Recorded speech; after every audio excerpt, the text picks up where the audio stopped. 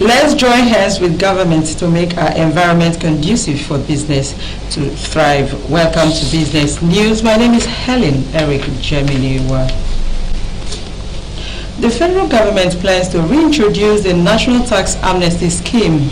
The statement was signed by the Director of Press and Public Relations of the Ministry of Finance, Stephen Kilebi. This was disclosed during a two-day retreat of the Presidential Committee of Fiscal Policy and Tax Reforms in Abuja. The former Vice President of Nigeria, Professor Yemi Osinbajo, who served briefly as acting president, signed Executive Order Number 004 for the implementation of the Voluntary Access and Income Declaration Scheme. The Tax Amnesty Scheme offers a time-limited opportunity for taxpayers to regularize their tax status relating to previous tax periods and pay the tax due with certain benefits. The Association of Master Bakers and Caterers of Nigeria is appealing to the federal government to resolve the growing issues triggered by the excessive burden of paying 15 different taxes imposed on bakers. The bakers noted that this was stifling the growth of the baking industry in the country. In an exclusive interview with the newsmen, the public relations officer of the Abuja chapter of the association, Nura Musa, expressed the need for the federal government's intervention in light of the industry's struggles. He pointed out that many countries provide subsidies to support critical sectors, drawing a parallel between the bakery industry in Nigeria and those overseas.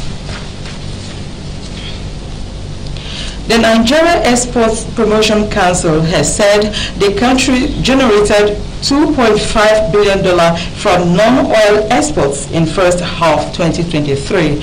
Executive Director of the NEPC, Dr. Israel Yokusak, said these are a one-day workshop for emerging exporters in Owerri. Represented by the NEPC's State Coordinator in Nimo, Mr. Anthony Ajurichi, Yokusak said with the revenue milestone reached, the council could hope to surpass its first year 2022 revenue of $4.8 billion by the end of 2023. He urged the successful exporters to share their experiences with new exporters so as to increase the number of players in non-oil export businesses in Imo and grow the economy of the state and Nigeria at large.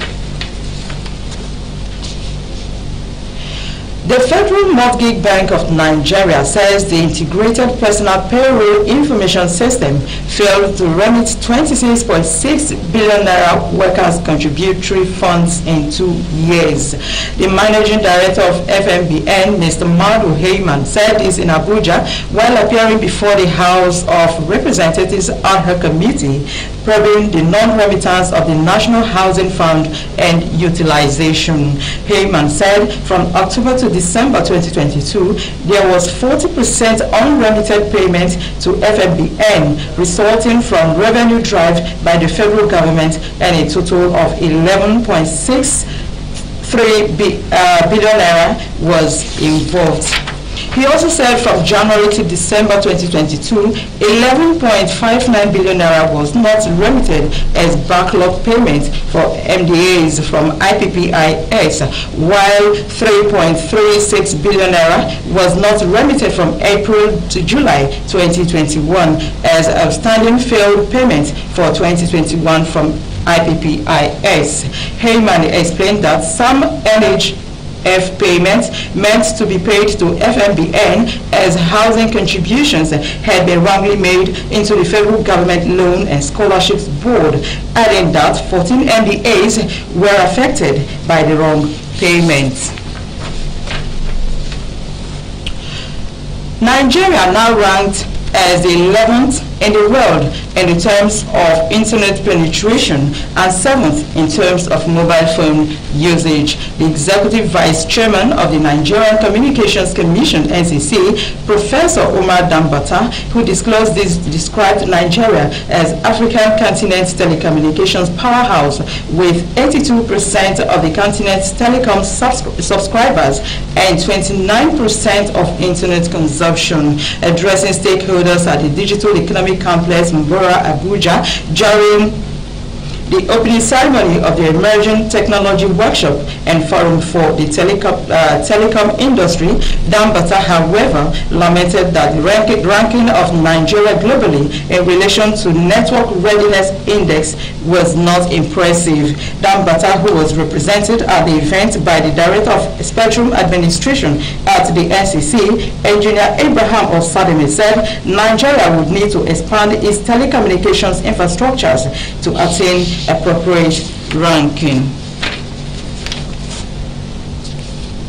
Mixed reactions have trailed the proposal by the Nigerian Exchange Limited to allow dollar-dominated listings on the local bourse in a bid to improve the country's current forex challenges. The Chief Executive Officer of NGX, Temi Popola, had said that selected companies will be allowed to offer the dollar-dominated assets. He further said the primary objective is to enable companies to issue bonds dominated in dollars and eventually offer equity in dollars as well. It could potentially address the challenges posed by fluctuations in foreign currency. The NGS CEO explained that disbursing dividends in dollars could potentially address the challenges posed by fluctuations in forex currently bedeviling the economy. He added that NGS was working with SEC and other market stakeholders to create a revised listing regulations for companies within the free trade zones that have their top line revenue to bottom line in dollars. The Nigeria British Chamber of Commerce says Nigeria's transition to renewable energy is no longer a choice but a must. The assertion was made at the Renewable Energy Roundtable Conference themed Renewable Energies, Innovation, Transitions, Opportunities and Challenges in Lagos.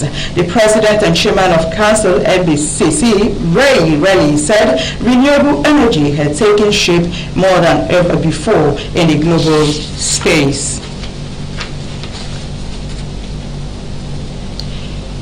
In a bid to achieve Africa's target of $450 billion income through export, AFEX has signed a memorandum of understanding with Ghana Commodities Exchange to boost cross-border commodity trading ecosystem across Nigeria and Ghana.